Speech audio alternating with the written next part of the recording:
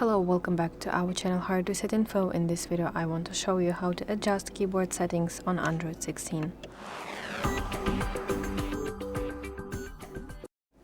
On your device, let's go to settings. Now let's scroll to system, tap on keyboard, and then I will go to on-screen keyboard.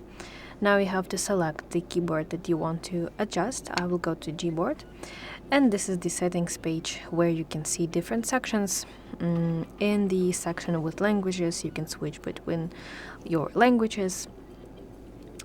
Additionally, in the preference section, you can see different keys, appearance, that includes font and also font size, different layouts, and some other options. Also in the theme section, you can see that you have different themes that you can download and install to your keyboard, and some other sections and features. So you can turn it on or turn it off, depending on what you want to adjust. So that's it. I really hope that you find this video helpful. If so, please like this video and subscribe to our channel to see more content like this.